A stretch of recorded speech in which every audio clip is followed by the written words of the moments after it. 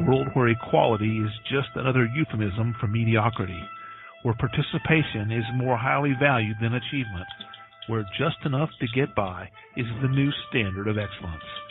There is a small minority of people who fight back against such apathy, who struggle daily to reach new heights.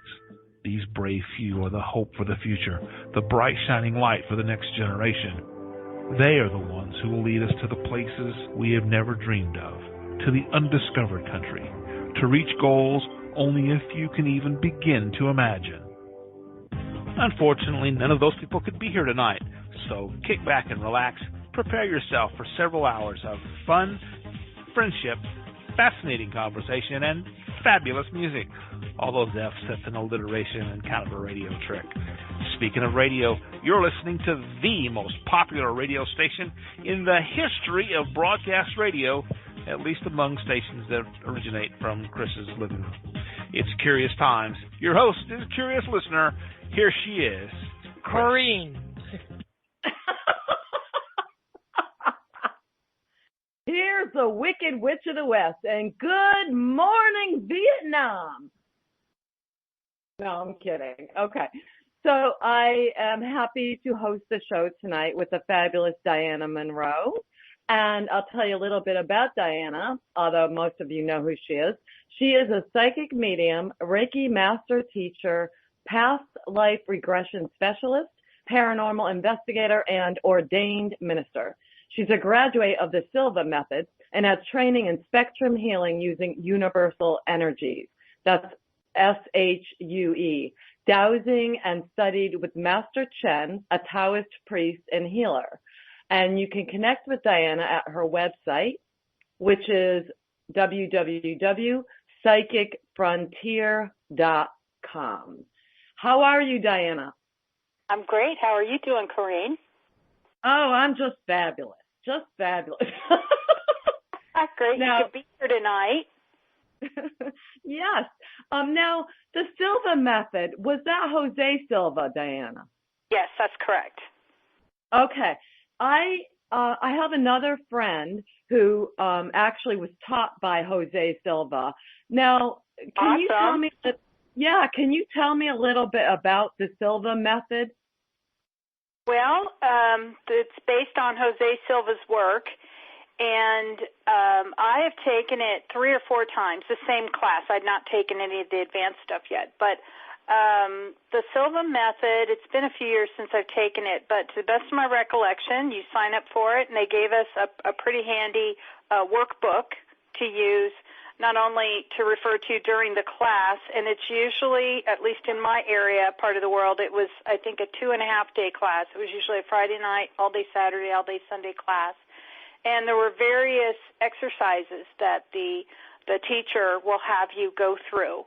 And through the course of it, you just get very relaxed and learning to train your mind to work for you and to, again, get in that deep, relaxed state. And then toward the end of the class, I think it was on the second day, if I'm remembering this correctly, I don't think they called it that, but for the most part, you're doing intuitive readings for each other in the class. Yeah. And that was, I expected it because I'd read a number of Jose Silva books by the time I got to the class the first time, but there were a lot of people that I'm guessing didn't work a lot with their intuition and seemed really surprised, that they could do that and other people, could learn that about them. So I found it really fascinating, not just the relaxation and learning new techniques to kind of help maintain that. And one of the things I remember they help you do is to teach you to get to that relaxation point again, basically going to alpha mind state in the course of, I think it was the count of 3, 2, and 1.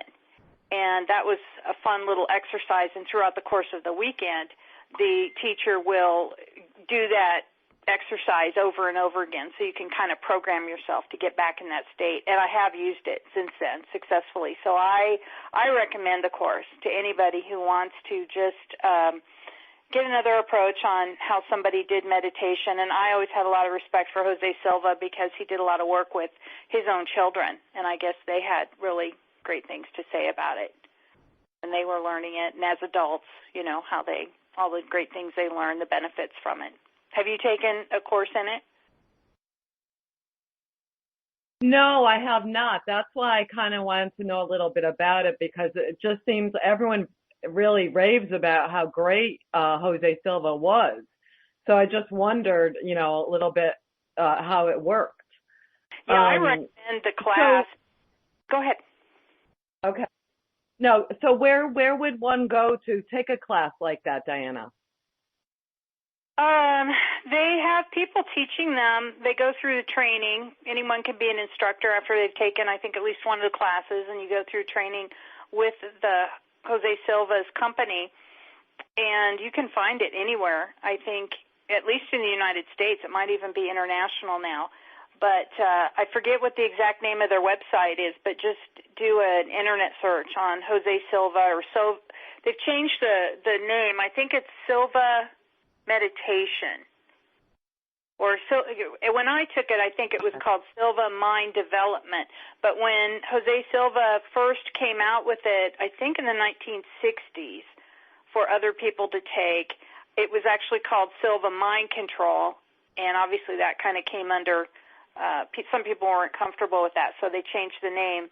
But like I said, I think when I took it, it was Silva Mind Development, but I think they may have even changed it again to something about maybe Silva Mind something else or Silva Meditation. But if you just look up Silva Method, I think you'll find the web page that can tell you where you can find a class. Right. Very interesting. Thank you. You bet. So what have you been working on in the past since we talked to you last? What have you been kind of working on? Any good investigations happening? No, well, we don't have any definite dates for any coming up. We're talking about different places we want to go. We've had a number of new people join the group. We put our paranormal investigation group on Meetup, and we've had a number of new people join, and so we're talking about possibly going to some places we've already been in the last couple of years with original members, but now that we have so many new members, we don't really mind repeating some of the places we've been to since we've got so many new people in the group. So I think we might be doing that and then going to some new places too. We've been looking for feedback from new members on, where they might want to go, because we're pretty open. We've had people invite us to different places before, and pretty much as long as we can get there, we go. We go check it out. And we've cleared a lot of places that were very haunted in some ways. It's one of the places we went to was out the Sandhills, very rural, remote Nebraska.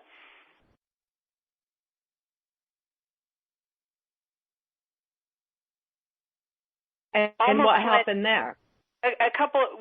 There were a number of spirits there. I remember on the front porch there was, I forget if he was wearing a yellow hat or a yellow jacket or both, but there was a character from, we're guessing the spirit lived during the 1930s and was just kind of an ass. And some people removed him, and then when we cleared out the basement, there were four of us went on this investigation, and there were two of us that we cleared out one major part of the basement, and then the other two cleared out another part where we just felt some very negative energies, and I think both places, if I'm remembering correctly, were like portals that were letting new stuff in. And when I was in the main part of the house, on the main floor, I asked the woman who lived there, I said, well, do you hear these sounds all the time? Because what I heard was all around us, we were carrying on a conversation, and it just sounded like there was a party going on throughout the house.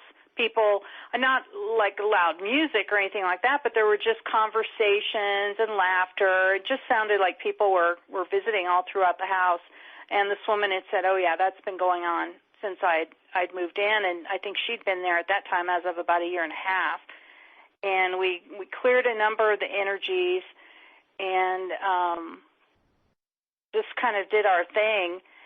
And the next morning, I noticed when I got up that I didn't hear the party sounds anymore. And I checked back with this person a couple times after we went out there that weekend, and I said, are you still having some of the same issues, seeing things and hearing things? Things had been moved. Just a number of different things had been going on in this house. And she said, no, it pretty much all stopped. So we were very happy about that. And the energy was, I'd been there once since then, and the energy was a lot better. So we were happy with that. Oh, that's awesome that you did that. That's really cool when you can achieve that. Yeah, that's excellent. So I think I am on a delay, Dianna, so I apologize if I'm talking over you at any time. No problem. That's fine. I understand. Yeah, I was thinking at that particular time we might have also had another case. Okay.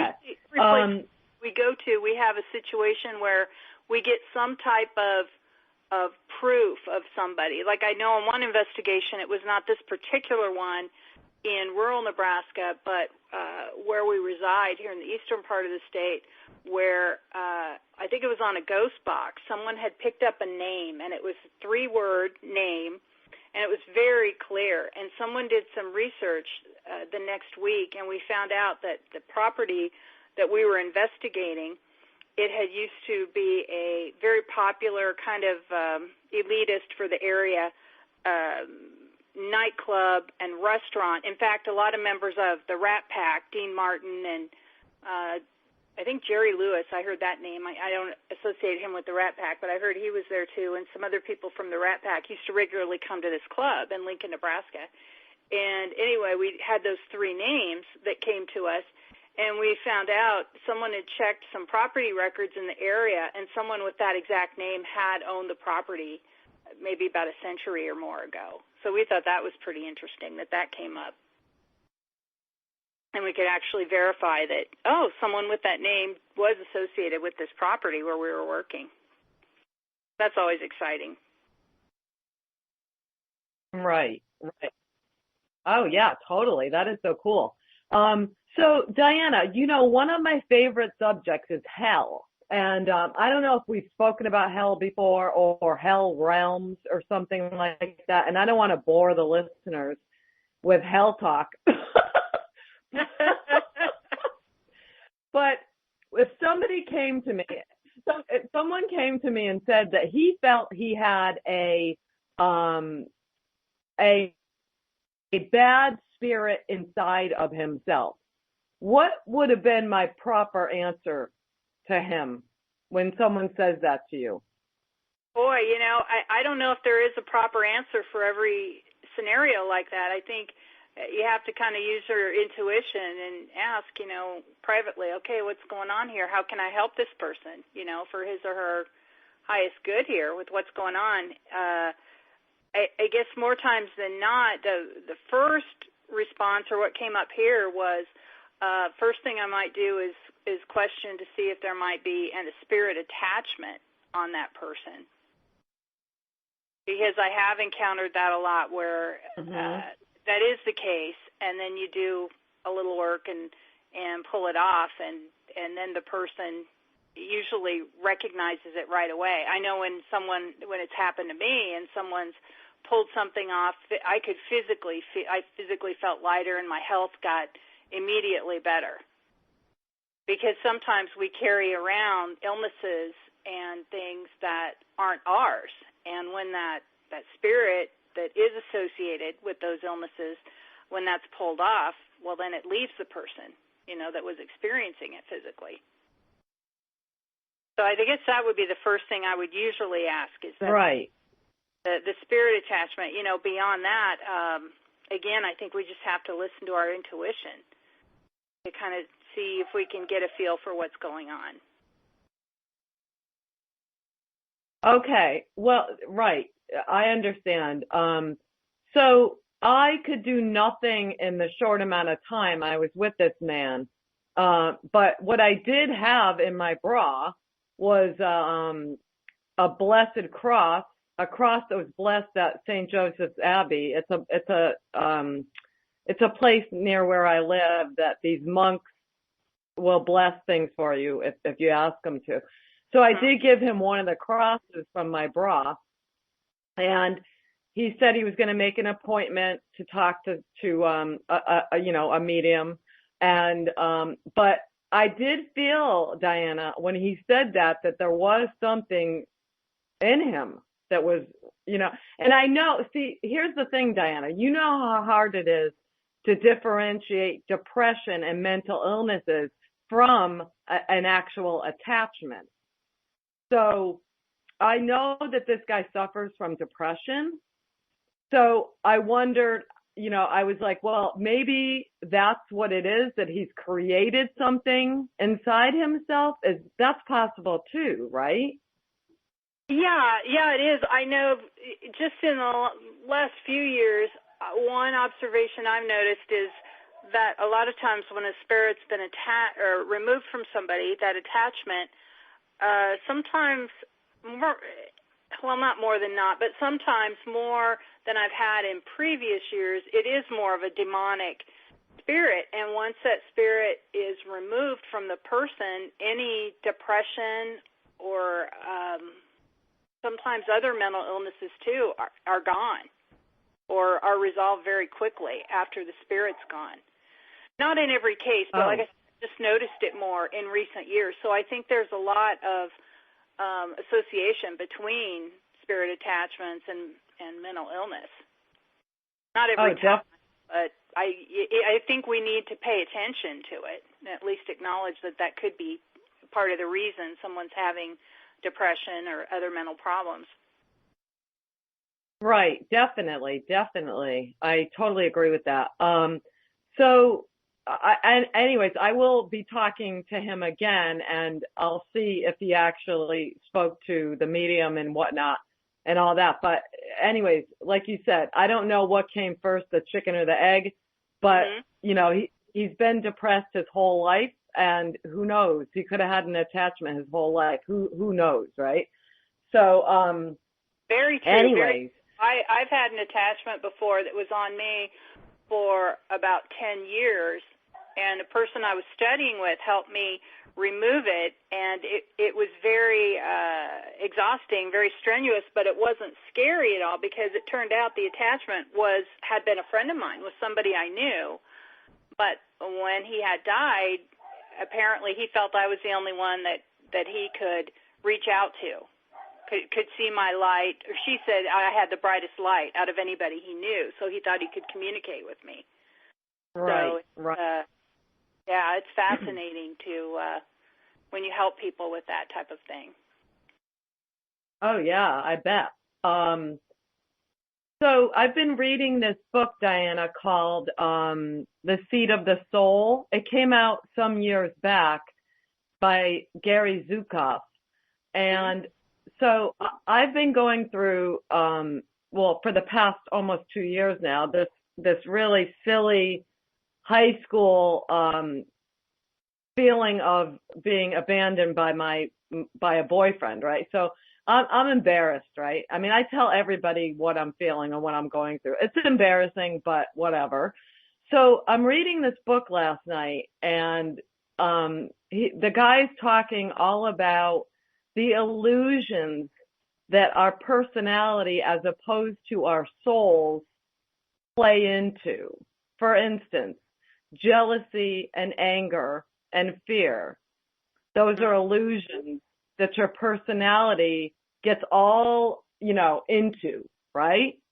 Mm-hmm. But of course, our soul knows better than that, right? But we often do not make decisions based on our soul. We make them based on our personalities. So, I think that most of us listening tonight, and most of the people that I really hang around with mostly, like even if it's online, know the importance of listening to your soul, and know that no matter what we're going through, it is for a purpose. It does have meaning, and in the end, it will be okay. And if it's not okay, it's still going to be okay. So do you, Dianna, talk to your soul? Do you talk to your inner spirit, so to speak? Oh, all the time. Yeah. Yeah, because that's, our intuition's coming through that way. Our soul helps us through our intuition, and I think we need to remember when we're trying to help people that even though, like you said, you and the people with whom you associate are very aware of the soul, we have to remember, though, that society, at least American society, is not really playing up on the soul. You know what I'm saying? We are programmed in a different direction. And I think sometimes half of the service when you're attempting to help someone is helping that person that you're helping, guiding them to kind of tune into their soul a little more, or just kind of get them back on the bandwagon to acknowledge it. Most people are aware they've got something higher than their personality, I think. But like you said, we operate from the personality. That's what we're programmed to do. And in helping somebody with this type of work, like I say, I think it just is a huge step in the right direction if we get them kind of focusing again on the soul and operating from there. Right. So, like, when I try to speak to my higher self, which I think is basically, I'm trying to talk to my soul, and my soul says to me, Corrine, you should know better. You should know better than to accept this kind of treatment or this, this jealousy. You should know better than to be jealous or angry. And I know that. But it's still being human, right? Even though we're, it's a hard thing, because being human is like walking through quicksand a lot of times because of all the physical stuff. And so anyways, but, I think we're all getting there in our own time. I'm not saying I'm there. I don't know if I'm ever going to be there, but perhaps. And he also, Gary Zukav in this book also points to karma as being a huge thing. And I'm not sure that, I do believe in karma, but I'm not sure that it has as much to do with our lives as he points to, because he says every time there's a challenge in your life, whoever is giving you the challenge or whatever is giving you the challenge, you have somehow done the same thing to them in a previous incarnation. Now, do you believe that, Dianna? Not so much anymore. I used to. I have a strong feeling, my intuition still says kind of what goes around comes around, that sometimes there is a type of spiritual justice, if you will, or karma. But at the same time, I know you and I have talked about on a previous show, the more we kind of become even more awake and aware, we see how we're being lied to constantly. So when I kind of look back on things, my intuitions kind of keep telling me, it keeps saying, keep asking questions. Because a lot of what you've been told was either a lie or at best just incorrect.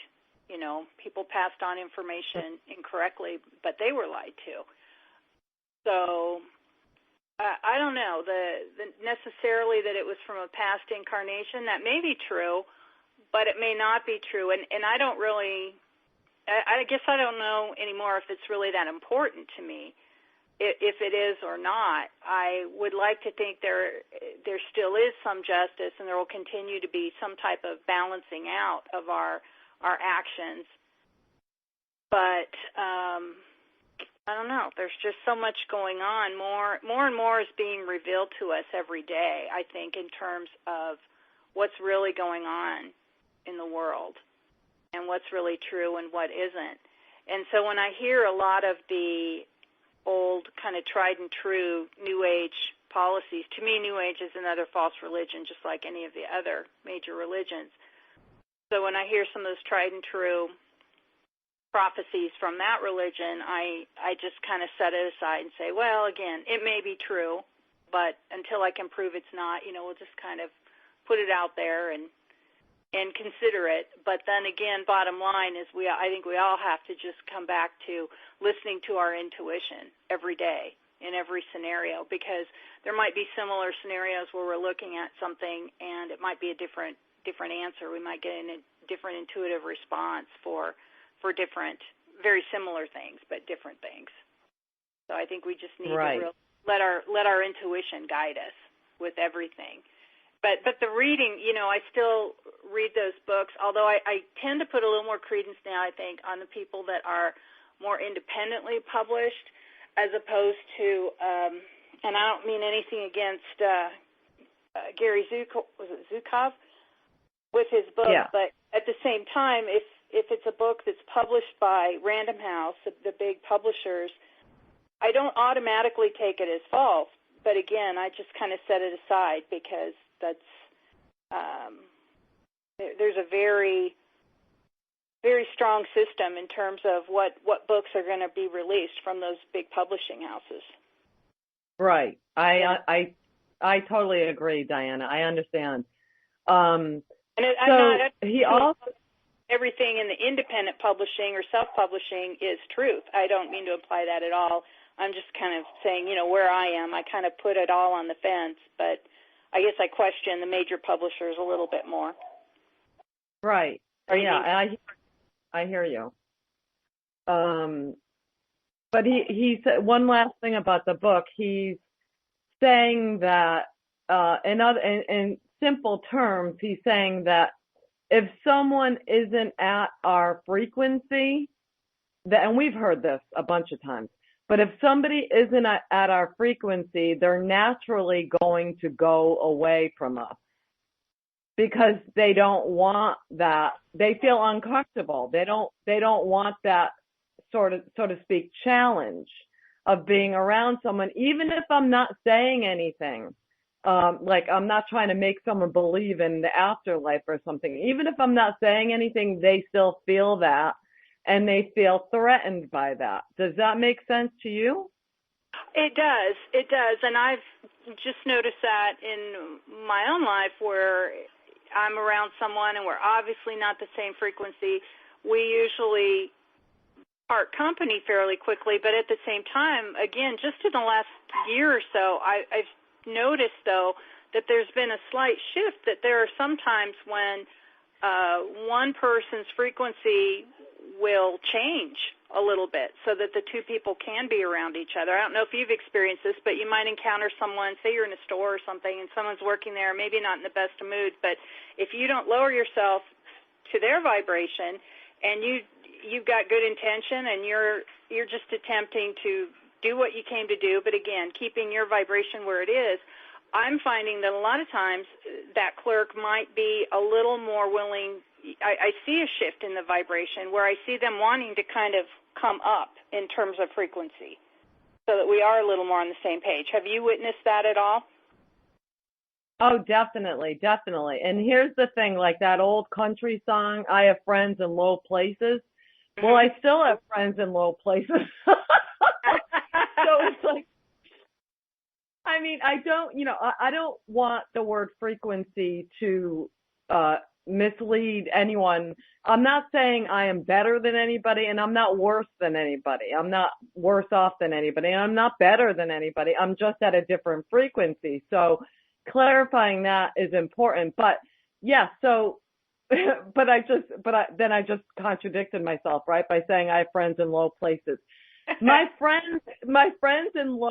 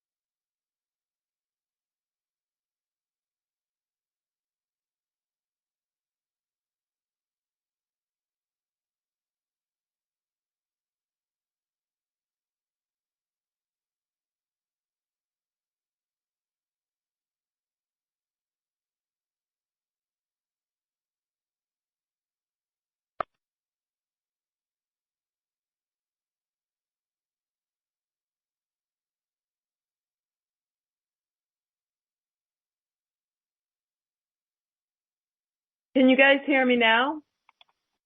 I can hear you now. Can you hear me?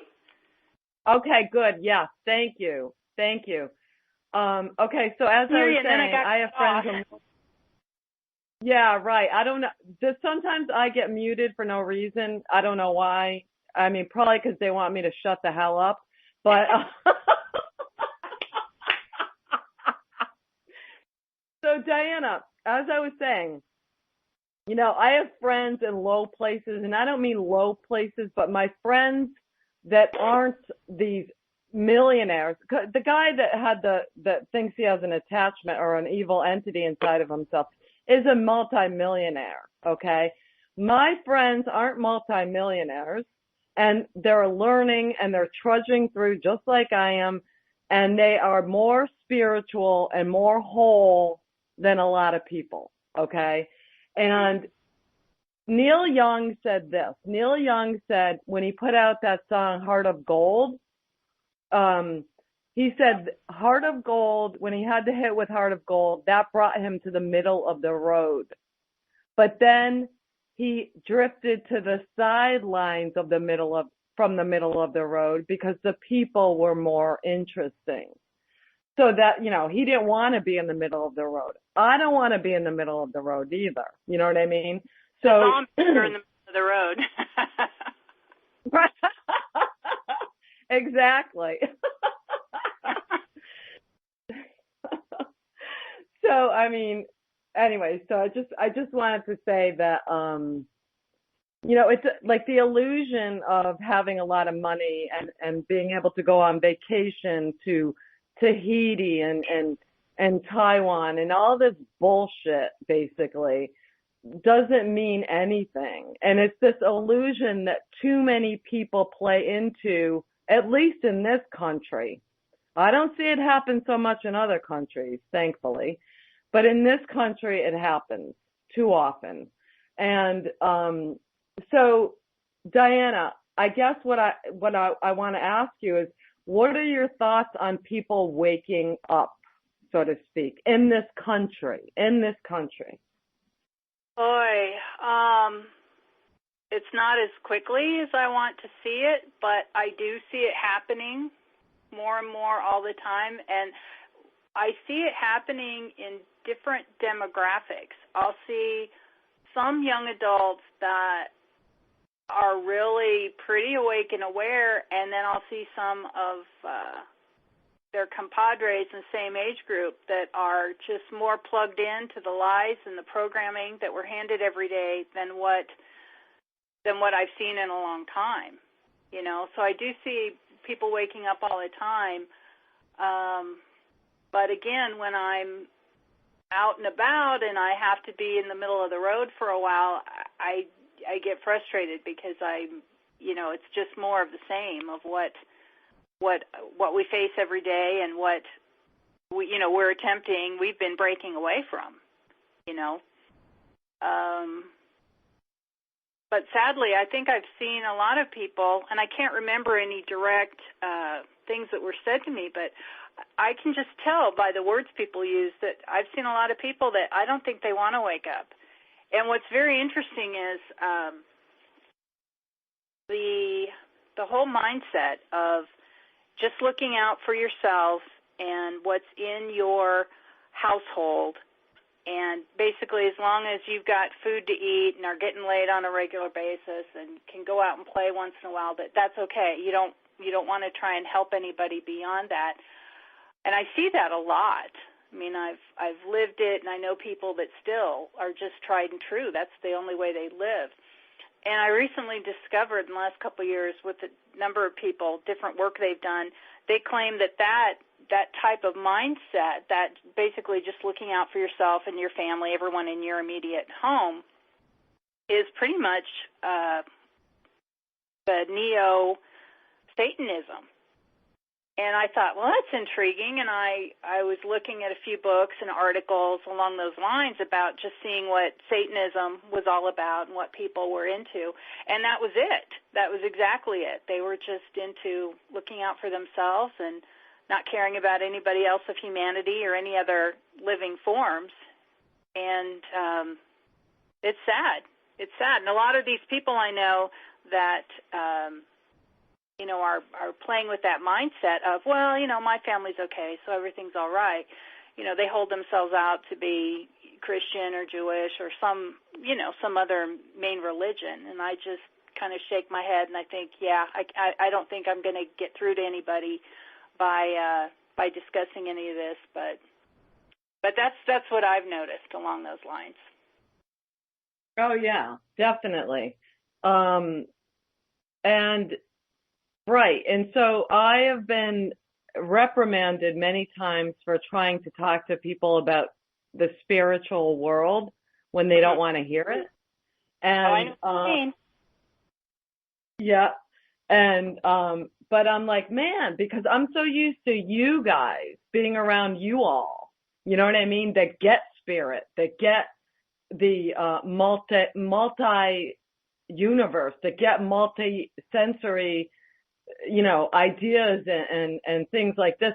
I'm so used to being around you guys that when I go into a normal, you know, quote unquote crowd, I'm like, oh, they must be open to it too, but not the case. No. Once in a while, you'll find someone, you'll say something that just kind of hints at spirituality without even really saying that word. And once in a while, I'm sure you've seen it too, you'll see an eye spark. You know, someone will kind of look at you like something clicked on and they're wanting to talk to you. But the way I look at it is if we connect with at least one person, you know, we don't know who that person's connected to, you know, so we could still be moving forward in terms of our evolution. And I hope we do that. I hope it's not too late because I don't know. I'm beginning to wonder if humanity will survive beyond the current generation. I don't know. It will be interesting to see. Oh, yeah, definitely. That's serious, though, I think, don't you? I think we're definitely at a crossroads. Right. I think we're at, well, I mean, okay, so, you know, not to sound like a hippie, Dianna, but I am a hippie, really. But I mean, I'm not a hippie. You know, when I was in high school, like Woodstock had happened 12 years before I was in high school at first, right? So, but I thought I wanted to be a hippie. I was like lamenting I wasn't alive to go to Woodstock. And I was into all this kind of, you know, hippie stuff. And I wore bell bottoms and whatever. So, but then back then we would talk about the age of Aquarius. Of course, it was in Hair, you know, Hair, the movie and the book, right, and whatever, and the play. And so I'm like, oh, the age of Aquarius. So now we are really on the edge of the age of Aquarius that we've been talking about forever. And I believe that this is going to, you know, the expression sink or swim comes to mind. And not only because I'm an Aquarian does that come to mind, but I'm thinking that, you know, in these times, we can't get stuck down by the blackness that is happening everywhere. It's happening so fast at such a rate that they can't even keep up with it on the news. They can't tell you all the bad news that happened today. And, you know, so, I mean, we cannot let that become part of our being. We have to like realize that, you know, this is not part of me. I can separate myself. I can separate my soul from the bullshit that is happening all around me. The deaths of children, the bombs going off, people starving to death. I will always care for those people. I will always pray for those people. And I will always do as much as I can for those people. But I cannot let it become a part of who I am. I mean, you know, inside. Right. And that's one of the reasons I haven't watched a TV news broadcast or even listened to one on the radio for over a decade. I haven't watched television in over 3 years, I think. I mean, once in a while I'll drop in on it at a house or something, but I haven't had cable or satellite for 3 years. And when I hear references to different news stories that are talking about violence and all this crazy stuff, my intuition just kicks in and says, well, someone may, although I sometimes get hits on when some innocent people were hurt, but I'm told the people who caused that problem, caused that terror, are not who you're being told caused it. And other times, my intuition just says it's a lie. None of that happened. So again, our intuition, we just have to utilize it every day, every aspect of our life, and connect with the people totally. who are. You're absolutely right about it. Yeah. And when we connect with people who are in tune with their intuition, I think that sparks each person's intuition too, because a lot of times, I'm sure you've seen this too, different people get different pieces of the puzzle. So when you share that information, you're kind of balancing out and sharing the wealth of knowledge that's coming through.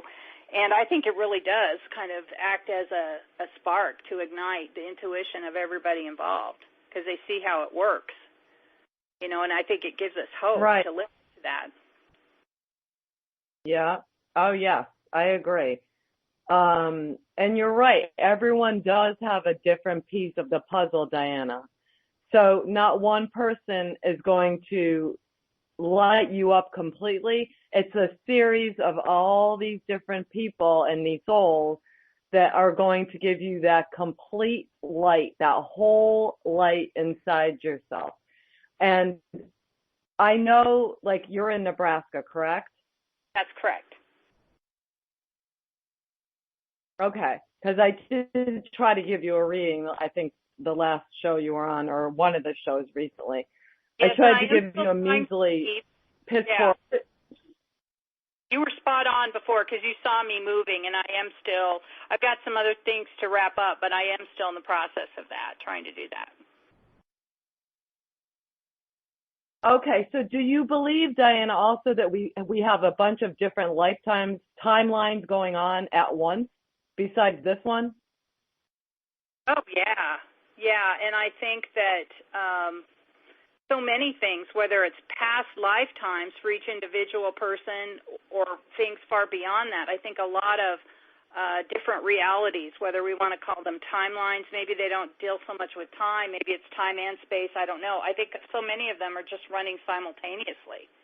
But because we are in this human existence and we've only got so many resources we can utilize with the body and the mind, the tools we've got in this form, well, obviously we couldn't handle everything that's going on. Our system just couldn't handle it.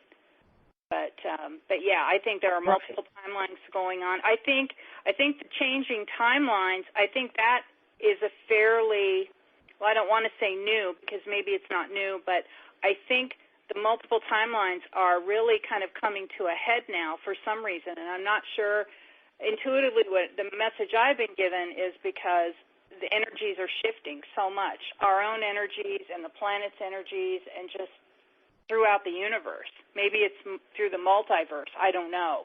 But energies are shifting and changing vibration and just changing in general so rapidly that that's creating the timelines. And I've encountered a number of different changes with the timelines just in the last year and a half to 2 years. I've had names of products change from the time that I bought them, but it was the old name my whole life. You know what I'm saying?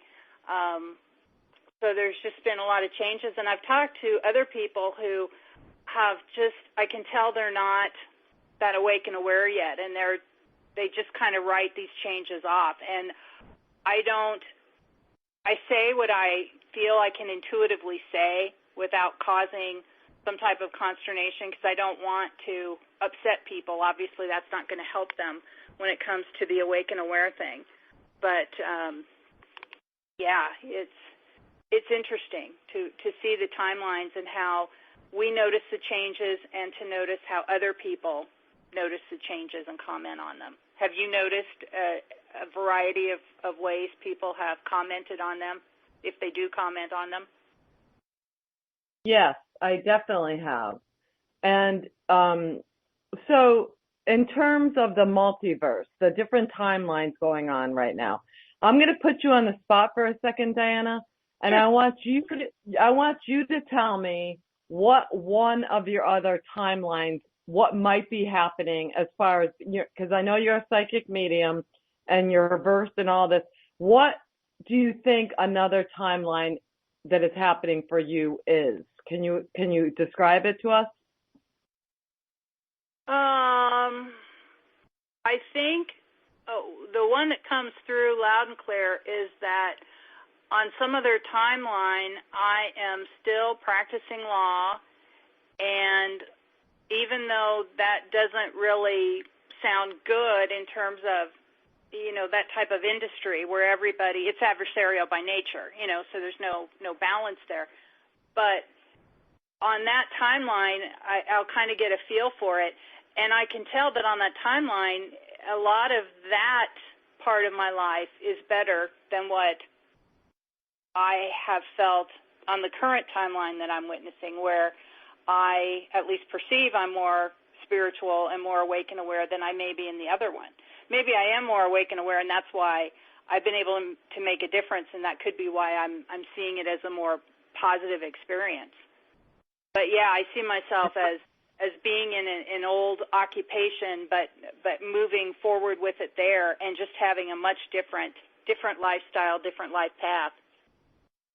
Mhm. Right, and of course, on this timeline that we're in right now, we like to believe that it's better than these other timelines. So when I imagine the other timelines happening, like you just said, I'm not happier in those timelines, and I don't, do you know what I'm saying? Well, no, I think I am happier in this one particular timeline that I have tuned in on, because it brings me back to what you were talking about when you said you wanted to talk about hell. Well, to me, hell is the current timeline we're observing right now, or a form of it. Right. With all the lies and war and genocide. Right. So do you think in some other timeline that you're also being interviewed on the radio right now by some freaky girl? Well, no, probably by you, Corrine. Not some freaky girl. Oh, yeah. Since I was a kid, I felt that we've got infinite realities just within our current life. If you go to work on your regular path, you're going down that path, but then the next day if you decide, or there's road construction, you go down a different road, you could be creating things that are just creating multiple different worlds. I think potentially with every decision we make every day, we're going down a different path than what we were on before. Right. And while that may not be infinite within our lifetime, still, if you live a fairly long life and every decision is branching off to a different reality than what you were previously on, that's still a lot of different paths. Oh, my God. Yeah. Millions, zillions, billions. I love what Amy Kavanagh says when she says, you can't make a wrong decision. What do you think about that statement, Dianna? Well, I tend to agree with that, because a decision's a decision. It may seem wrong at the time for a particular scenario, but at the same time, there's, you move on from there. And if we're smart, we make the best of it, and we hopefully make better decisions in the future. I get a little frustrated sometimes when I hear the old New Age philosophy of, what is it, the world is a school, and there's something about there is always something to be learned, but I think it's the world is a school thing, because I have this feeling that we already know just about everything there is to know, since we were all part of the ultimate, the divinity. But at the same time, again, we're in this human reality with only so many resources, the human mind and human body. So we do have to it's more remember things, I think, than to learn new things. But, yeah, I tend to agree with that. I don't know if there really is a wrong decision to be made. And I think we have to remember, too, that to decide is to decide. Sometimes we think we're playing it safe and avoiding a decision, but you avoid it long enough and a decision has been made, even if we don't want to take responsibility for it. We essentially did create a decision. Don't you think? Right. Yes, for sure. Now, Amy says, okay, so by saying, we can't make a wrong decision, Amy's saying, and this is very good, it's the point of free will. Okay, so it really, because we do have free will. So, okay, so Amy also says, not deciding is a decision, yes, and there will be cause and effect always, and there always will be. But it is how we deal with those things that really matter. I mean, not the tragedies that come upon us, not the sorrow that comes upon us, not the heartbreak that comes upon us. How are we dealing with those things that happen to us? That's what matters. Right. How we respond, and every response, that's a new decision, Right, exactly. Now, so, I mean, like all of you, everyone in this chat room right now is helping me toward healing. And if it wasn't, I wouldn't be here right now. But it's helping me heal what I need to heal. And so, Dianna, my concern for you, not that I'm giving you a lecture or anything, my concern is that you've stayed in one place too long. And it's not serving you at all to stay in that place. Does that make any sense to you? Oh, yeah, I know that's the case. Okay, but you're doing something about it. Yeah, it's not moving as fast as I want, but yeah, I'm doing everything I can about it.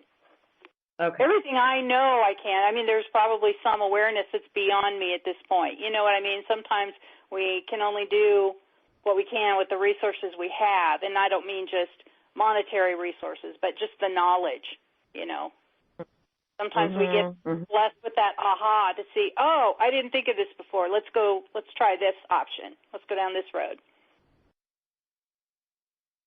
Right. I know, and it's like, I'm speaking from personal experience. That's why I know what it is to stay too long in something, because I've done it a few times in my life, And I'm like, well, why did I stay too long? What did I, what was the point? But, oh my God. But then again, whatever. I stayed there. So what? Move on. Just like you said. You know what I mean? Well, I know for me, in previous times when I've stayed in one place or one situation too long, at least one time, it was a situation for me, and I don't know if this is showing a lack of courage or what, but for me anyway, a big part of it was just not moving forward because the unknown at that time was even scarier to me than some action I might have taken sooner, if that makes sense. Exactly. It makes perfect sense. Yeah, sometimes we just have to, all we can do really is the best we can with what we've got, with what we know, and that's not always the best choice. And like I said, I've caught myself doing that before, just getting caught in the fear of the unknown. But we can only do what we can do. But I think it helps. Shows like this are great because when I hear other people that have had similar experiences, or like you said, staying in one place too long, it makes me think, okay, we can all kind of help each other here just by sharing our situations, and maybe someone will come up with a great suggestion and someone will jump on it and run with it, and then someone else will learn from that and move themselves forward, if that makes sense. Yeah. Okay, so we actually have Amy Kavanaugh on the line right now. Amy, are you there? Yes, live. Hi, Amy. But I wanted to share something about, because you were talking about how this is how I learned that you can't make any bad decisions, but that there are consequences. There's consequences. And this happened. You remember when I got that reading from Julia Asante with Keith, and it was very, very powerful reading. It wasn't. It was not. A lot of it wasn't really practice, but it was very, very accurate. Anyway, at one point in time, I asked her to ask him, was it your time to go? Because as I've shared with many of you, the reason he really died was because the doctors overprescribed opiates, and that's how he died. So the answer was no, it was not his time to go. His time to go was a car accident that had happened like 15 years earlier, but he was waiting for me. Now, to roll back the hands of time, he and I, he lived like 2 blocks away from my grandmother in Queens, New York, right? So we would get, so back then, when I was 5 or 6 years old, we used to play in the same playground, right? So there was one chance to meet him. Then we go to college together. This was in Bayside, Missouri. In Bayside, yep, where I was supposed to meet Marie as well. Anyway, then we went to college together, and whatever, it was the 70s, whatever, but we didn't, so there were all these, we have to look at how fate and destiny and free will, they all dance together, right? So when we make a choice, we think we're just always making choices just for ourselves, what we want to eat, what we want to do, what's best for us. But there's a ripple effect that affects the entire universe. Yeah, I noticed this as well. Remember, I don't know. I mean, I've done this from time to time on Chris's show when I'm traveling, and I do those road readings. If you think about what goes into a road reading, there's there's the speed of everybody else on the road. There's so many factors that I'm not exactly sure. Okay, so I get the free will part, that we make these choices or choose not to make choices or whatever. But now I'm having a hard time articulating myself. It really, really hit home when I realized that whatever choices I made, whether they were the right choices or the wrong choices, they were just choices, ended up this person, got in a really bad car accident and, was supposed to die, but he had to live even though he had chronic pain because of the choices that we had made, because of the choice, not just the choices. It wasn't like, oh, it was my fault, because he made choices too, that, had us going in opposite directions or do you get the point of what I'm trying to say here? It was like, yeah. But then there's, I'm not exactly sure what the difference is between destiny and fate. Me neither. So,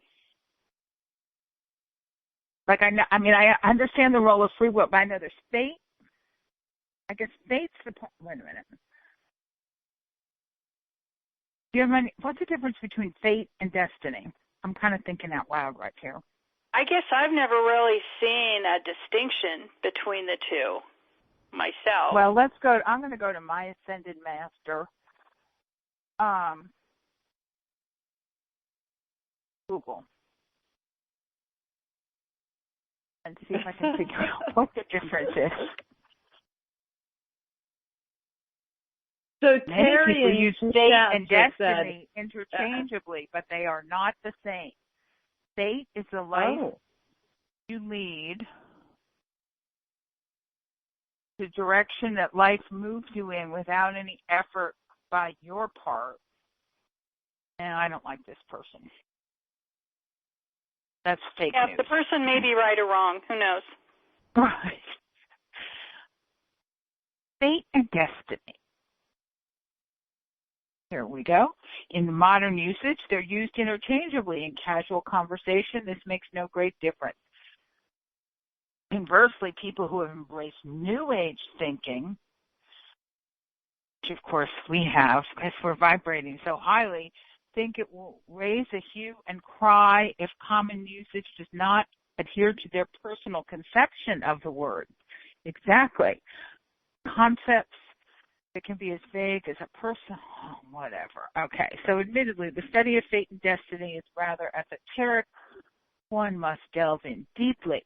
Okay, fate is the preordained course of your life, and destiny is a set of predetermined events in your life. Okay, so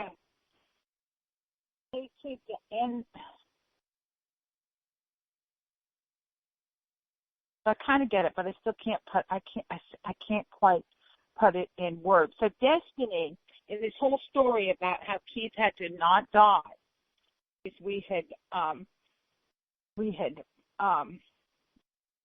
misused our free will or whatever, whatever the case may be. It was destiny that we be together.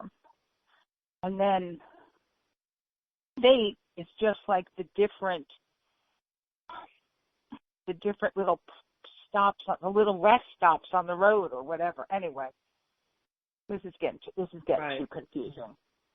But my point about all of this is not to try to figure out what the difference was between fate and destiny, but that, well, we can't really make bad choices because we were given free will. God gave us free will when he invented this concept of let's have humans with egos and free will.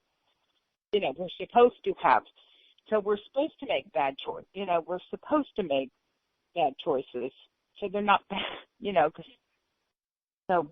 because we were wired to make bad choices, by definition, they're not bad. But they have consequence. But they have consequence. They have consequence. Right. They mess with fate, and I believe that free will and our ability to make choice, it's free will that thus created the need for time. Because if we didn't have free will, we would just automatically be at destiny. But it's hard to see how we could have fate or destiny if we have free will. Because if something doesn't happen... We wouldn't need fate because we would just be at that. Right. Exactly. Yeah. Because if something doesn't happen, we need stuff to happen. We need stuff to happen. We need stuff to happen to get us down the road. Yeah, yeah. So if we didn't have free will, we would just be at destiny, the destination, which I guess is why they call it destiny, because it's a destination. It's the end. Anyway, the end. Speaking of the end, the end. But that was the first time, it really made sense for me. It made sense to me that, we have all these, what do they call them? Forks in the. We have all these forks in the road, and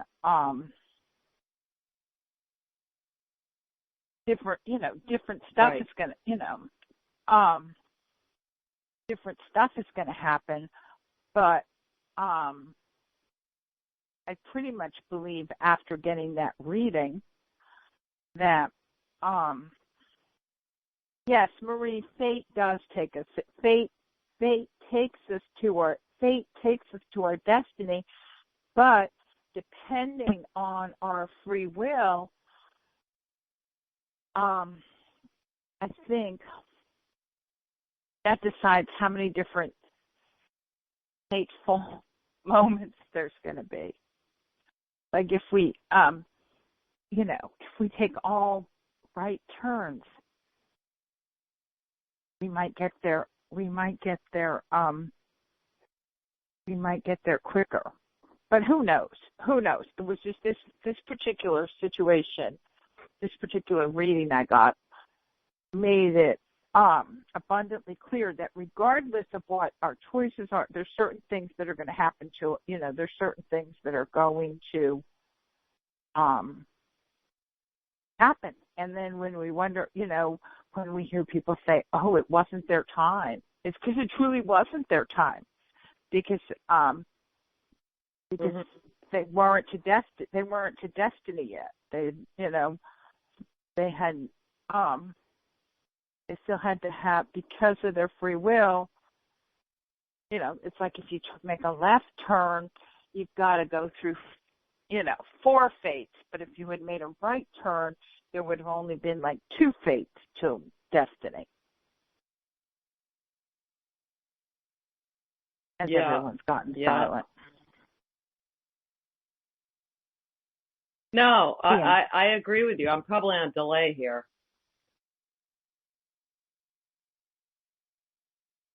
Am I on that much of a delay?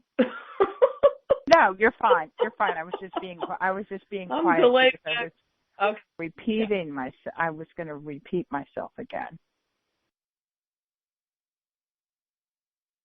Okay. I was back in 1974 for a second.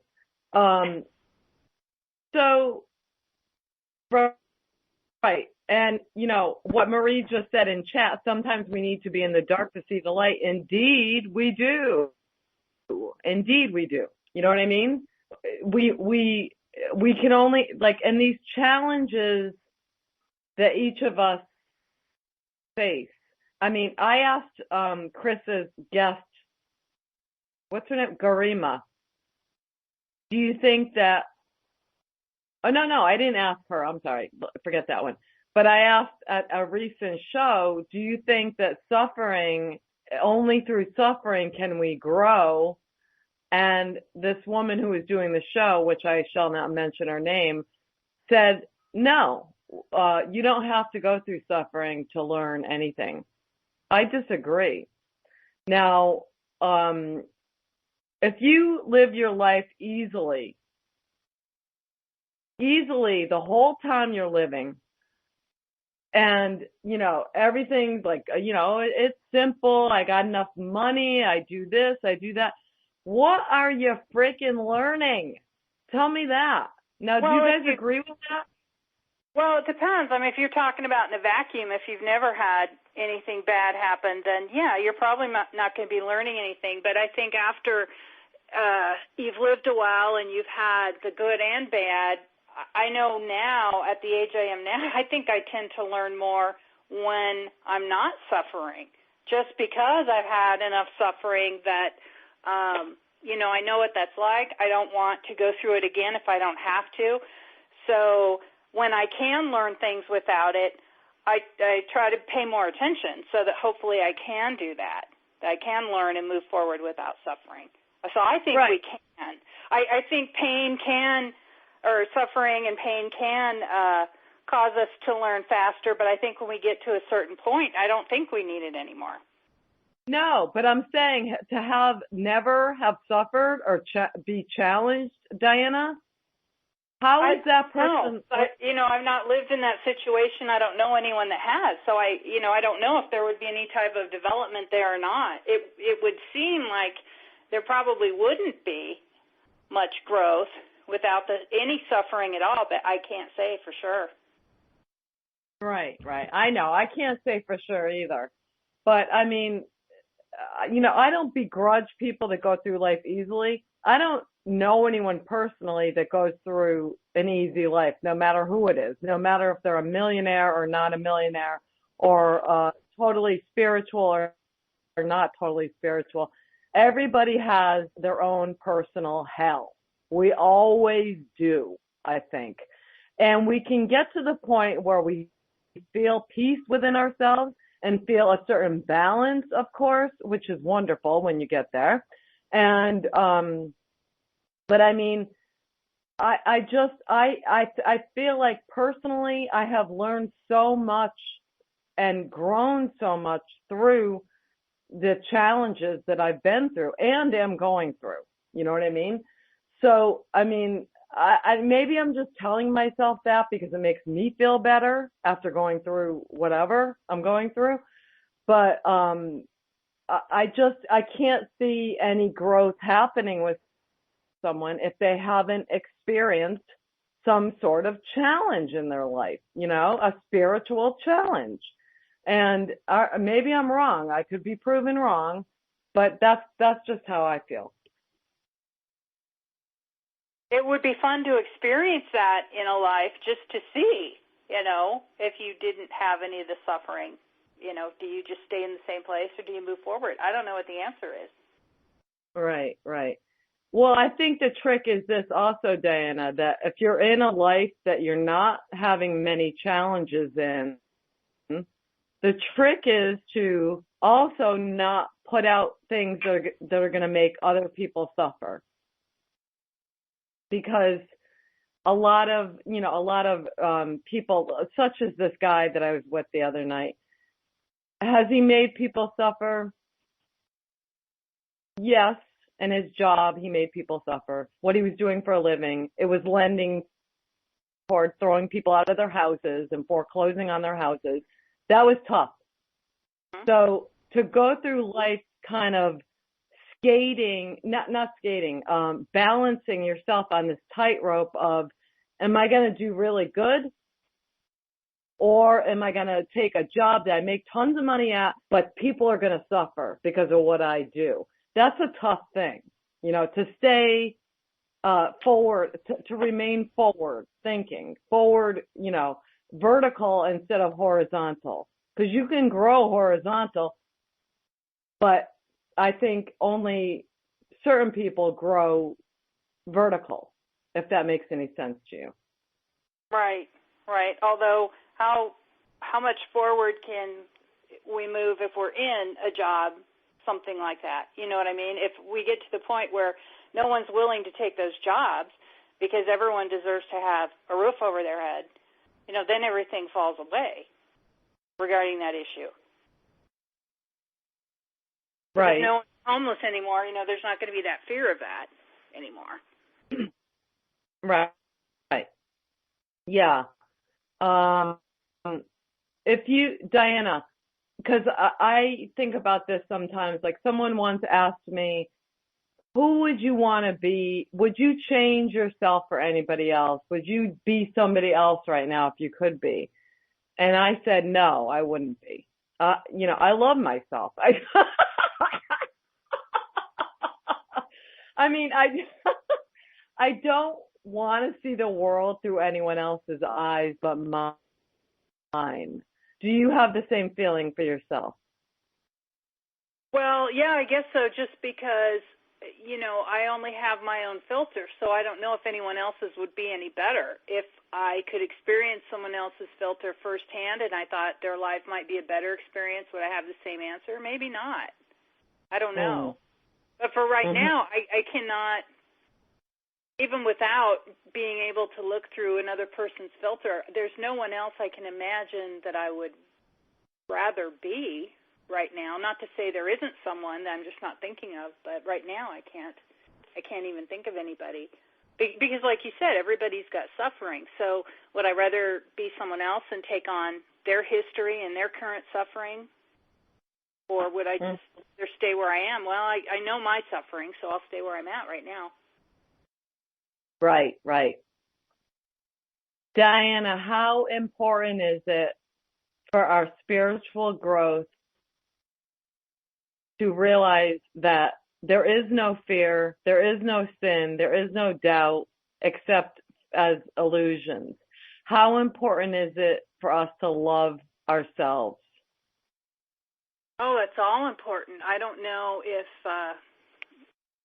if we ever really get there. I have no doubt there are probably a few people walking on the planet that have made those realizations you were just talking about. You know, they're that awake and aware, and they have no fear. But I suspect there are very few of those people. If we could all get to that place, again, the world would change instantly, you know. Right, right. Yes, I agree. So, you know, I didn't even ask if anyone was called in for a reading, and I apologize for that, you guys. But Amy has the controls, so if anyone would like to call in, or just unmute yourselves on the platform here. If you want to call in, the number is 631-353-4342, and you enter the code number 78077. So if anyone would like to call in and comment, speak, or get a reading from Dianna, please do so. And when you do, unmute yourself, because I have no control over it. Amy's got the controls, but I don't know, you know, I think you can just unmute yourself and just start talking. So I just wanted to say that. And also I want to say I appreciate everyone being here tonight and listening, and that is Amy Kavanagh times 3. Anonymous, who is maybe Dan listening from his job. The guy works too much. Dan, you'll work too much. Jay Selesky, whoever that is, I think it's D. I'm not sure. Christy Sargent, cool Anonymous chick. is you. Anonymous is you. Oh, okay. I'm sorry.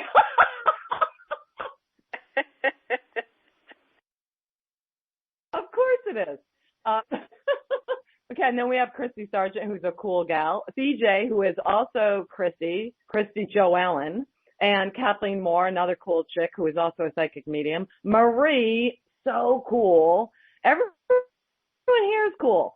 And Matthew Moore is, of course, related to Kathleen. That's her husband. And Terry Stardust, who I don't know yet, but I just love everything she says, and I think she's cool. So anyways, so that's who's here tonight, and I appreciate you guys being here. So if anyone is here that wants to speak, please unmute yourself, and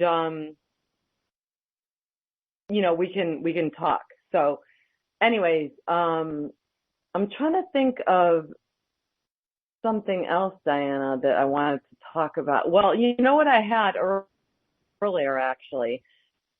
I did this thing that my friend Dolores does called reverse speech. So she records you talking about important things in your life and then does a reverse speech. And from that speech, she gleans different things that were backwards in what you said. So those are supposedly supposed to give you clues to what will bring you forward. In other words, if I said, I'm worried about this legal case I'm going through, there might be something in there that she sees backwards that I said that could have a clue to me getting over this, which is so weird and interesting to me. It's this odd, I've never heard of this before she presented it. But so sure, she's doing that with me. What's that? That sounds fascinating. Sorry, I didn't mean to cut you off. That's just very interesting.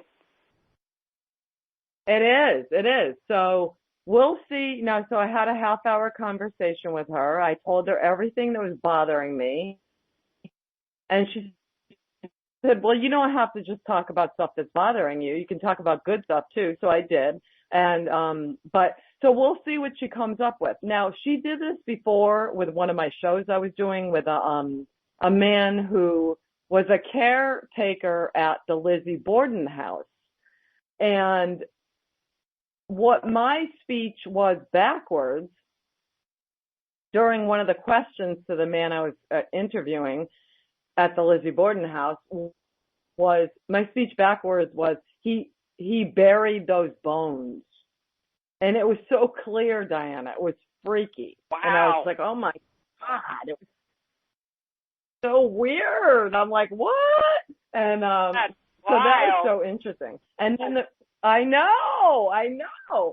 So, anyways, that was really, so we'll see what she comes up with this, you know what I mean, with this latest conversation I had. And, but I'm so thankful. Post on that. I will. I mean, it's called, I forgot what it's called. Some guy invented this like a couple of years ago. It's very recent. And he's been doing these, reverse speech. Hold on. Let me get the thing. Hold on just one second. Okay. Let me get it. Okay. So the agreement I had to sign, it says reverse speech, voices from the unconscious. So in other words, our reverse speech is our unconscious speaking.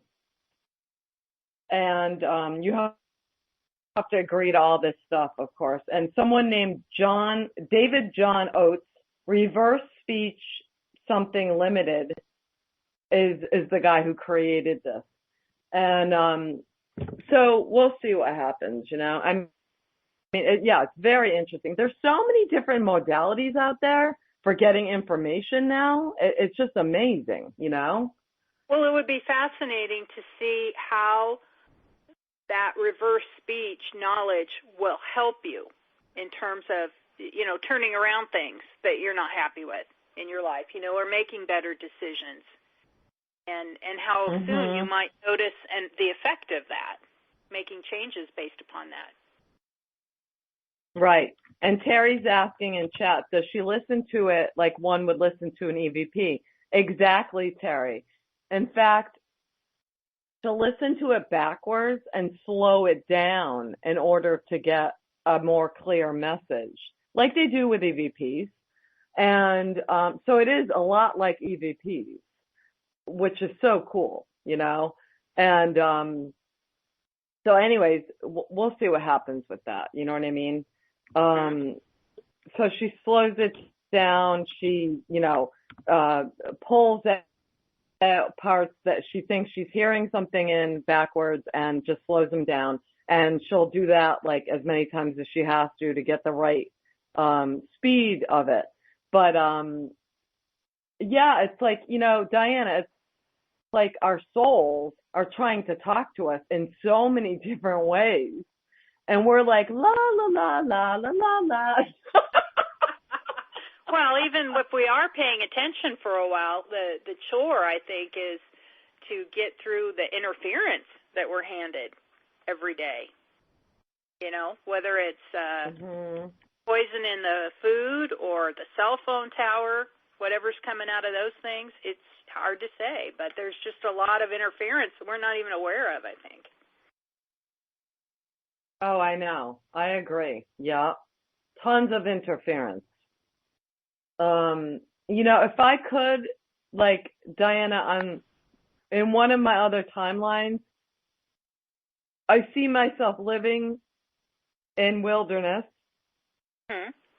with a man, and I am really happy to just work all day on growing our food and keeping up with the, you know, farming that we do have, and going to bed. And I don't care, because I love this man and we're getting through this together, but we want to be there. It's not even like we're getting through anything. We want to be there. We have a beautiful cabin that we've built. We have a fire, and it's comfortable, and there's tons of books there. Yeah, it sounds like a great life. Yeah. So maybe on another timeline, that's where I am. And in this life, like you said, I'm in hell. I think a lot of us are at one time or another, you know? Yeah, I know. But, you know, I'm trying to roll with it, man. I think you are. That's all we can do, you know? Yeah. So I want to say to Kathleen in the chat, Kathleen Moore, who's also a psychic medium, as I said, she's a guest on Chris's show every other Wednesday, I think, or is it one? I think it's every other Wednesday. It is. She does readings. So Kathleen, if you want to call in and talk about what is happening in your life, certainly do so. I mean, you know, We're just having a casual conversation here, and I welcome anyone to call in and talk or get a reading from Dianna. She's fabulous, so please call in if you would like to. And, okay, so she's going to call in. Great.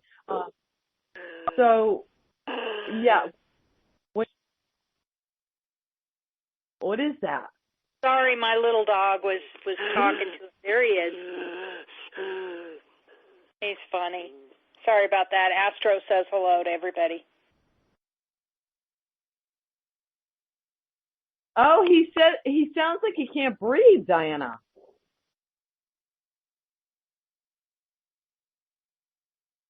Uh-oh. Can you hear me? Shit.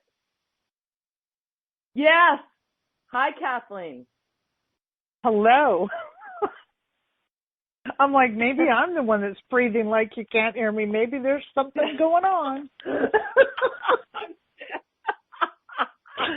I'm eating a caramel candy. Maybe I'm choking and I don't know it. I'm still eating my feelings. Oh, shit. All right. What is going on? Now, the friend of yours that is departing or probably departing from this realm, which is this the friend you told us about the other night, or what is going on? Yes, she's, they've decided that her brain capacity is less and less, and her son and I were talking today, and it looks like her brain capacity is, she's having a stroke in her core vortex, and where the stent is that they put in, or the stent is clotting even with the Plavix, so they won't be able to, so that will create another aneurysm and another stroke. So she'll have to be reliant on, she'll have to be relying on machines. So those aren't her wishes. So right. He has not announced that or made the decision yet fully, I don't think so. But I think that's what's coming. So it's his decision to basically not keep her on life support.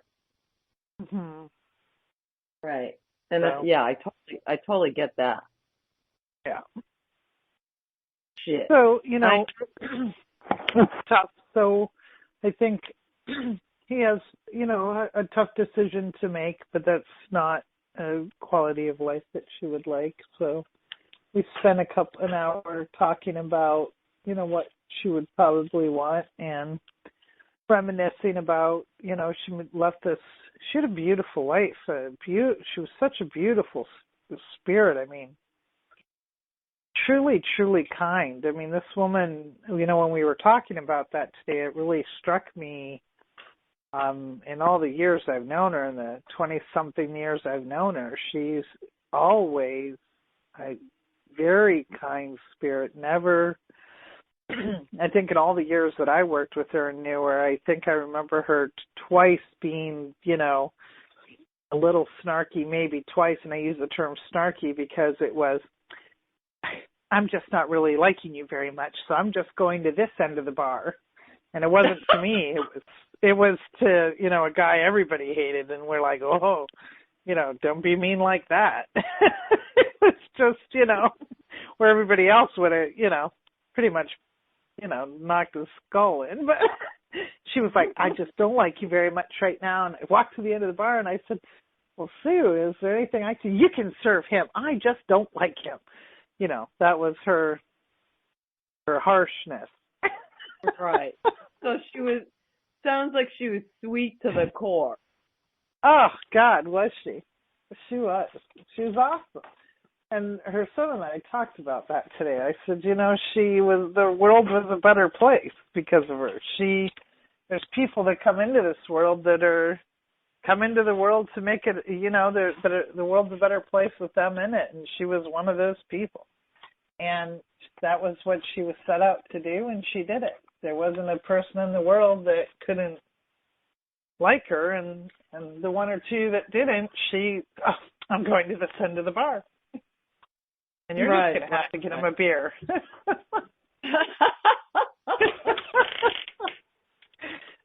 And that was it, you know. It was twice in 27 or 20 years that I knew her, something like that. I saw her do that twice. And I said, Stu, I'm busy. I can't get them a beer. Well, you're going to have to, because Kathleen, I just don't like them. You know, if Stu said that, there was something seriously wrong with that person. Mm-hmm. So she was the first one to give my kids solid food. She was awesome. Awesome lady. Wow. So, I'm really sorry about that. It's you know, there's so many people dropping around us, you know, it feels that way anyways. And I don't know if it's because we're getting older or what, but I mean, it just feels like, man, you know what I mean? What the hell? It's the shift. It's the shift. Yeah. It's the shift, and the world is changing, and the higher vibrational have to go home so they can come back, because the world is changing. It's evolving. Mother Nature is righting herself, and some of the warriors are being left behind.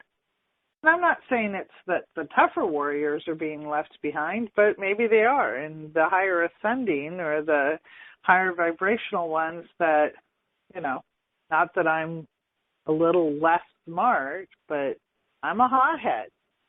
The hotheads might be being left behind because we've got to do our job, and the higher ascending that know how to fix things and get things back into order, get things back into, turn, you know, chaos into quiet, you know, because of the storm. This is the storm before the calm, I'm sure of it. And there's always more periods of calm rather than storm. You know, the storms are harsh and fast and destructive, but they're short-lived. The calm and the rebuild afterwards, what's come in. But this is a pretty, as Dianna mentioned earlier, this is a pretty hefty storm, taking out a lot. So maybe we're seeing some people going home for rest before fixing and connecting and reevaluating. I don't know. I don't know, but you know, I think she had a beautiful life, and I was upset and angry the other night just because of how much was hitting all at once, I think. And my last 5 years, as you know, have been funeral after funeral after funeral after funeral after funeral. So, and cancer after cancer after cancer. And this isn't cancer, so it's kind of a little refreshing. I have to deal with it. It's a little refreshing because it's not cancer. So, but she had a beautiful life. And when we were talking about that, I'm like, gosh, she really did have a beautiful life. And there's so many stories of how many people she's helped. And her greatest accomplishment is her son and her grandkids, and they're amazing, amazing people. Amazing people. So she did good. She left the world a better place than she found it. You can say that. That's awesome. Right. That's totally awesome. Yeah. Oh man. So just as a you know, because I want to acknowledge Dianna here. Did you want to get a reading from Dianna? Yes, that's why I called in. Okay, good. I would love to get a reading from Dianna. I've never had one from her, I don't believe. Have I, Dianna?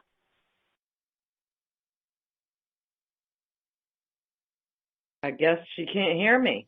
Did she get muted again, Amy? Whoops. Do you not hear me? Oh, I can hear you now. Okay. Yeah. Okay, so I go can't ahead. remember if I've done a reading for you, Kathleen. I don't think so. I don't think so either, so I'm excited. That's why my whole reason I called in tonight was to hear your beautiful voice, because Bless I think your it is heart. beautiful. I love your voice. I really do. Oh, And great. I love Corinne's laugh. And Amy, I could listen to Amy talk forever because I love Amy's delivery and inflection.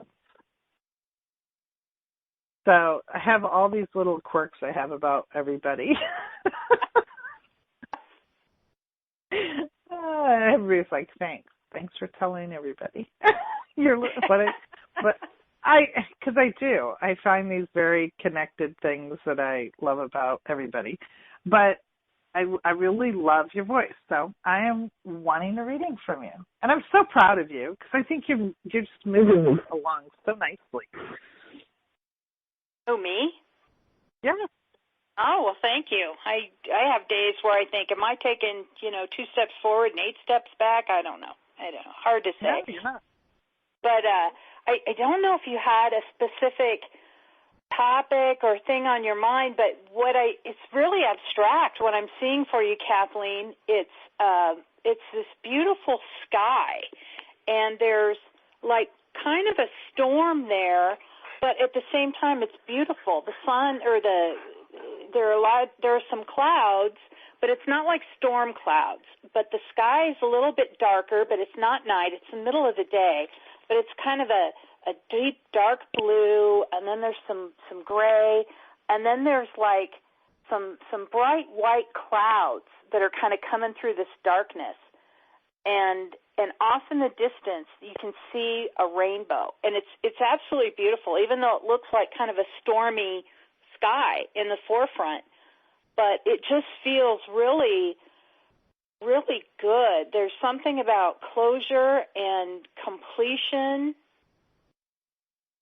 and something about, I see you taking a new step, and maybe that's what I'm seeing, why I'm seeing the rainbow off in the background. I see you taking a new step, maybe not in a completely new direction, but maybe something that you've been fond of or you've been interested in, but maybe you thought, oh, I don't want to do that, or maybe I can't do that. But I see you kind of creeping toward it, and then you start working with this, whatever it is, and then just going gangbusters. It's like you're so excited, like, well, of course I can do this, and of course I want to do this, and this is great. Why didn't I do this sooner? Type of thing. But perfect. The sky. It's also telling me something about resolution. There's some major resolution coming up to some issue that you've been wanting for a while, and it may not even be in the outside world. It may just be kind of a peace of mind thing or spiritual thing. I'm not sure, but it's a very powerful image, and it's just there's a lot of balance in it. Like I said, even though it looks kind of stormy, it's absolutely beautiful, and the shades of blue. Are you an artist at all? Do you create color and images like this at all? I fucking wish. No. Well, maybe that'll be something new you try, and you're like, why the fuck didn't I do this before? I kick ass. I have tried so many times. I get so many creative images in my head, and then I try because I'm like, all right, Spirit wants me to create and do that. I can do that. And then what comes out, oh, my gosh, it's horrendous. What I see in my head and what comes out on paper and what I try is absolutely nothing alike. But I can picture exactly what you are seeing. So I do think that I have, I think I'm tapping into a more able to, I don't know how you would put it, like visionary painting, where it actually never comes out of my head. But a lot of the way I read is by seeing photographs in my head, and I still can't take a picture with a camera to save my life either. I just don't have the eye for it, and I don't know if it's because at a young age when I started reading, I did use photographs to make sense of separating what I consider the physical world to the non-physical world. So I don't know if that just I couldn't get rid of that dimensional. That two-dimensional separation. And that actually screwed up my, I don't know how to put it, my artistic side of it, which I haven't been able to do that. But I can see exactly what you're picturing, and it absolutely makes sense to me. Oh, good, absolutely good. Makes sense it's to a me. beautiful image, because at first I thought, well, it's stormy, but why am I getting a good feeling about this? And then I was shown that rainbow kind of off in the distance. I thought, well, yeah, it is all balancing out somehow, but beautiful. I am never, ever out of balance when I am in a storm. I feel very much at peace and very much in balance more in a storm than I do in calm weather. I can relate to that. So, Experienced that a lot myself. Now, it's interesting. One thing I was seeing that was coming through loud and clear when you were talking, Kathleen, was I see you sitting down at a table or behind a desk, and with this very large sheet of paper, I see you just, and you may not show anybody this, but I see you just doing this finger painting for a while. And you're just sitting there with all these different colors, and you're not trying to create any one thing. You're just sitting down, and you're just going to see what comes out. You're totally guided by spirit. And I asked, why is she doing this? And I was told, again, the resolution, that if you sit down and do that, that could help you just clear some stuff out. Like I said, you may not show anybody this, and you might laugh at it, or you might love it. You might have a showing of it. Who knows? With different shows of different finger paintings, if that's something you feel comfortable doing. But I see you just at peace and really just kind of having fun with it at first, and then again, this calm just kind of comes over you. That may sound goofy, but I just see you doing it, and it's like, oh yeah, that looks so cool. She's really going to town with that. I might have to try it. I'll try it. Try anything once. The answer's always no until you ask, right? Exactly. And who knows? I don't know. Sometimes when I see things like this for myself, and I think, well, okay, we'll see what might come of that. And usually I will get so many more answers or clarification or whatever it is I need at the time. It's profound, the level of whatever I need at that time, what comes through. And I have a feeling this could be something like that for you, if it calls to you at all, the finger painting. Well, it kind of does. It sounds like it would be fun.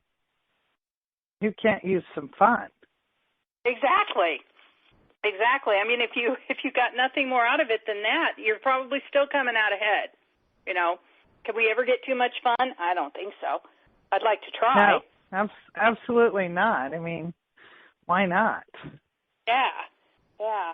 But no, it's a very powerful image I'm seeing with that sky, and I'd like to see if I could paint it someday, because the blues, it's got greens and grays, and some of the blues are just so vibrant. And that cloud is just this pillowy, big, white, cumulus cloud. It's just incredible. That sounds incredible. That sounds like a beautiful sky. It sounds like my kind of sky.